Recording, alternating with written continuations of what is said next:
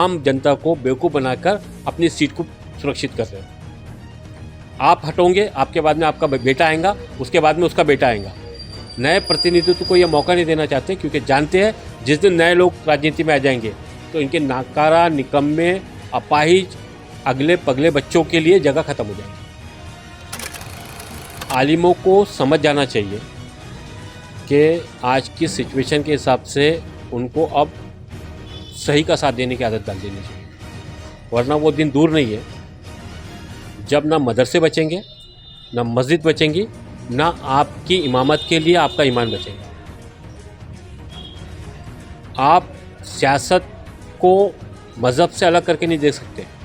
जब तक हिंदुओं ने सियासत को मज़हब से अलग करके देखा, कांग्रेस 70 साल राज करी। जिस दिन उन्होंने अपने मज़हब को सियासत के साथ जोड़ा, वो 15 साल से आपके साथ में आप पे राज कर रहे हैं और आपको आपकी ज़मीन तलाशने पे मजबूर कर दिया उन्होंने।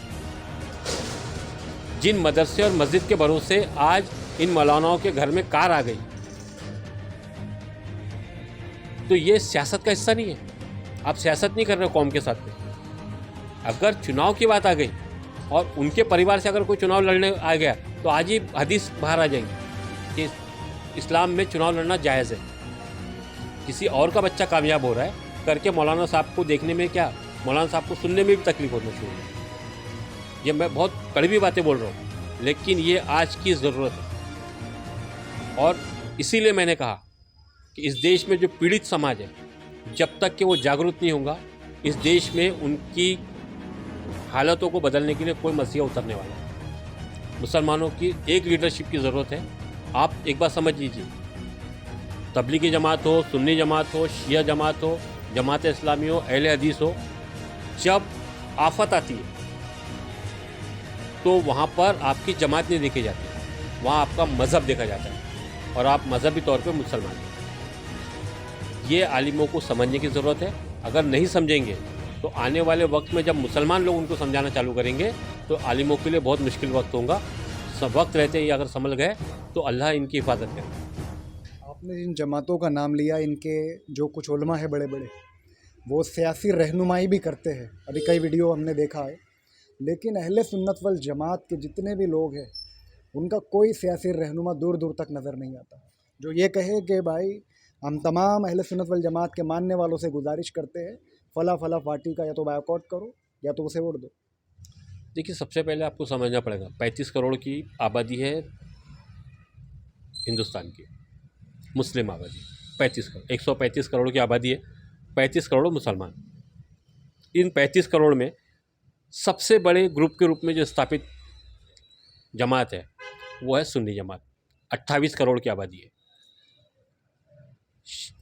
तबलीगी जमात 3 करोड़ है, 2 करोड़ शिया जमात है और बाकी सब जमात मिला के 3 करोड़ है। अब हो रहा कैसा है आपको बताता हूँ। 28 करोड़ जो सुन्नी मुसलमान हैं, इनकी लीडरशिप क्यों नहीं बाहर आ पा रही? ये जो जमात है, यहाँ पर ज़्यादातर गरीब तबका है। वो है जो सुबह और शाम अपनी घर की ज़रूरतों को पूरा करने के लिए जस्तजू करता है। इनको यही चीज़ समझती है कि उनके खानका से, उनके मदरसों से, उनके मस्जिद से, उनके दरगाहों से जो उनके लिए अनाउंसमेंट होता है, वो उसको फाइनल अल्लाह का हुक्म मान के उस पर अमल करना शुरू करते हैं। और जो पॉलिटिकल पार्टियाँ हैं, इन्होंने ये मदरसे, मस्जिदें, खानकाहें और दरगाह इनमें अपने लोगों को लाके बिठाया है। अब आप कह रहे हो जो कमेटियाँ होती है मस्जिदों की, दरगाहों की, ट्रस्ट होते हैं, उसमें इनके लोग बैठे हुए हैं। 90% इनके लोग बैठे हुए हैं। अब ये क्या होता है, इनको लालच दी जाती है।